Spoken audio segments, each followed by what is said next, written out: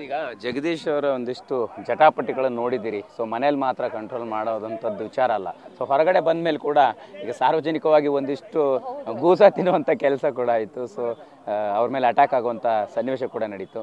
So ಇದೆಲ್ಲವನ್ನು ನೋಡಿದ್ರಾ? So ಹೇಗನ್ಸುತ್ತೆ ಅವ್ರು ಯಾಕೆ ಆ ರೀತಿ ಅಂದಾಗ ನಿಮ್ಮ ಪರ್ಸೆಪ್ಷನ್ ಅಲ್ಲಿ ಹೇಳೋದಾದ್ರೆ?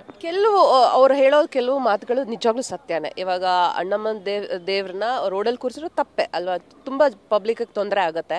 ಬಟ್ ಹೇಳೋ ರೀತಿ, ಹ್ಯಾಂಡ್ಲಿ ಮಾಡೋ ರೀತಿ ಸ್ವಲ್ಪ ಮೆಚ್ಯೂರ್ ಆಗಿ ಮಾಡಿದ್ರೆ, ಅಂದರೆ ಯಾರನ್ನೂ ಪ್ರೊವೋಕ್ ಮಾಡದೆ ಸ್ವಲ್ಪ ಕೂಲಾಗಿ ಹ್ಯಾಂಡ್ಲ್ ಮಾಡಿದ್ರೆ, ಕಿರ್ಚಾಡಿದ್ರೆ ಮಾತ್ರ ಕೆಲಸ ಆಗುತ್ತೆ ಅಂತಲ್ಲ. ನಾವು ಸೈಲೆಂಟಾಗಿದ್ದೂ ಕೆಲಸ ಮಾಡ್ಬೋದು.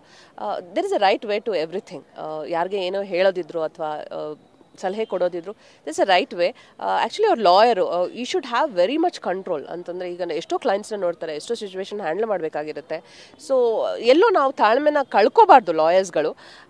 ಅಂಥದ್ರಲ್ಲಿ ಅವರು ಸ್ವಲ್ಪ ಕಳ್ಕೊಂಡ್ಬಿಡ್ತಾರೆ ತಾಳ್ಮೆ ಅನಿಸುತ್ತೆ ಅಷ್ಟೇ. ಈಗ ಜಗದೀಶ್ ಅವರ ಒಂದಿಷ್ಟು ಜಟಾಪಟಿಗಳನ್ನು ನೋಡಿದ್ದೀರಿ. ಸೊ ಮನೇಲಿ ಮಾತ್ರ ಕಂಟ್ರೋಲ್ ಮಾಡೋದಂಥದ್ದು ವಿಚಾರ ಅಲ್ಲ. ಸೊ ಹೊರಗಡೆ ಬಂದ ಮೇಲೆ ಕೂಡ ಈಗ ಸಾರ್ವಜನಿಕವಾಗಿ ಒಂದಿಷ್ಟು ಗೂಸ ತಿನ್ನುವಂಥ ಕೆಲಸ ಕೂಡ ಆಯಿತು. ಸೊ ಅವ್ರ ಮೇಲೆ ಅಟ್ಯಾಕ್ ಆಗುವಂಥ ಸನ್ನಿವೇಶ ಕೂಡ ನಡೀತು. ಸೊ ಇದೆಲ್ಲವನ್ನು ನೋಡಿದ್ರಾ? ಸೊ ಹೇಗನ್ಸುತ್ತೆ ಅವ್ರು ಯಾಕೆ ಆ ರೀತಿ ಅಂದಾಗ ನಿಮ್ಮ ಪರ್ಸೆಪ್ಷನ್ ಅಲ್ಲಿ ಹೇಳೋದಾದ್ರೆ?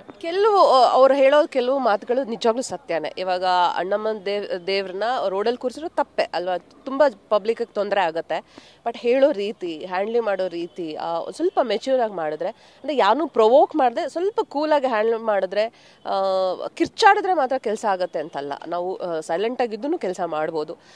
There is a right way to everything. ಯಾರಿಗೆ ಏನೋ ಹೇಳೋದಿದ್ರು ಅಥವಾ ಸಲಹೆ ಕೊಡೋದಿದ್ರು, this a right way. Actually ಅವ್ರು lawyer, you should have very much control. ಅಂತಂದರೆ ಈಗ ಎಷ್ಟೋ ಕ್ಲೈಂಟ್ಸ್ನ ನೋಡ್ತಾರೆ, ಎಷ್ಟೋ ಸಿಚುವೇಶನ್ ಹ್ಯಾಂಡಲ್ ಮಾಡಬೇಕಾಗಿರುತ್ತೆ. ಸೊ ಎಲ್ಲೋ ನಾವು ತಾಳ್ಮೆನ ಕಳ್ಕೊಬಾರ್ದು ಲಾಯರ್ಸ್ಗಳು. ಅಂಥದ್ರಲ್ಲಿ ಅವರು ಸ್ವಲ್ಪ ಕಳ್ಕೊಂಡ್ಬಿಡ್ತಾರೆ ತಾಳ್ಮೆ ಅನಿಸುತ್ತೆ ಅಷ್ಟೇ.